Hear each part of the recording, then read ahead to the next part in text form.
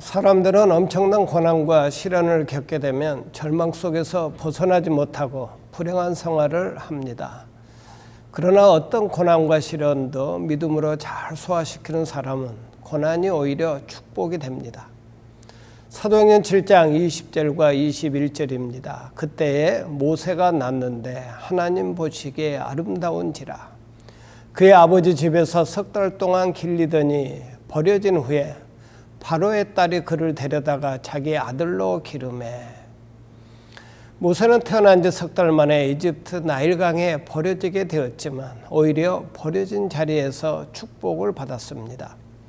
애굽의 바로 왕의 딸이 나일 강가에 모욕하러 갔다가 아기 모세를 발견하고 궁궐로 데리고 와 궁중 교육을 시키는 좋은 계기가 되었습니다. 모세는 그의 나이 40에도 엄청난 시련을 겪었습니다. 이스라엘 백성을 구하려고 애굽 사람을 쳐 죽인 것이 들통이나 모세는 왕자의 자리에서 도망가는 신세가 되었습니다. 40년을 광야에서 머슴살이를 했습니다.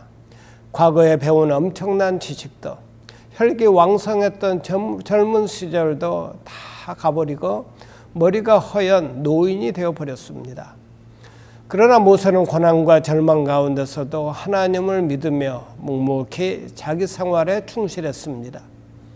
자신의 어려움을 믿음으로 이겨나갔습니다. 그러자 모세는 그의 인생이 마지막이라고 생각되었을 때에 호렙산 가시나무 불꽃 가운데서 하나님을 만났습니다.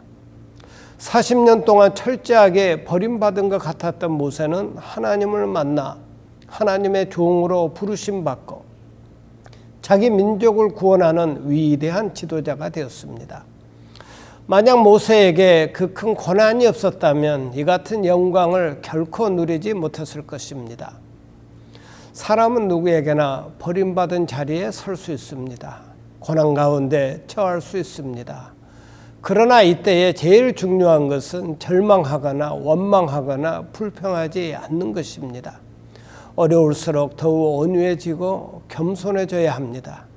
고난이 크면 클수록 하나님께 나아가 기도하고 찬송 부르고 그 말씀 묵상해야 합니다. 왜냐하면 버림받은 그 자리야말로 하나님께서 더욱 가까이 하는 자리이기 때문입니다. 인도의 성자 선다싱은 입신을 가장 많이 한 사람이었습니다. 그가 어느 날 입신을 하고 예수님을 만났습니다. 그리고 예수님께 물었습니다. 주님, 이 세상에서 가장 큰 자가 누구입니까? 그때 주님께서 이렇게 대답했습니다. 이 땅에서 저 땅끝까지 철저하게 버림받은 사람이니라. 사람이 철저하게 버림받지 않으면 자신이 부서지지 않습니다. 자신이 깨어지려면 모든 것을 포기하고 나는 이제 끝났어 할 때입니다. 하나님은 우리의 교만을 부서뜨리기 위해 고난과 시련을 주십니다. 우리가 하나님의 훈련 가운데서 우리의 교만이 부서지고 겸손해지면 그때부터 하나님의 능력의 손길이 임하게 됩니다.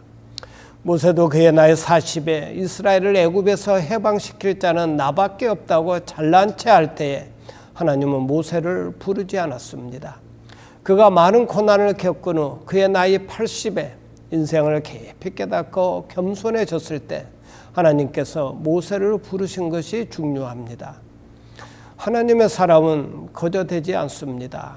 하나님의 사랑을 받은 사람은 반드시 훈련을 받게 됩니다. 이 훈련은 고난을 통하여 받습니다.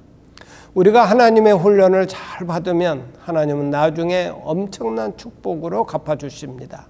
그렇기 때문에 고난과 시련이 다가올 때 우리는 고난을 살아갈 수 있어야 합니다.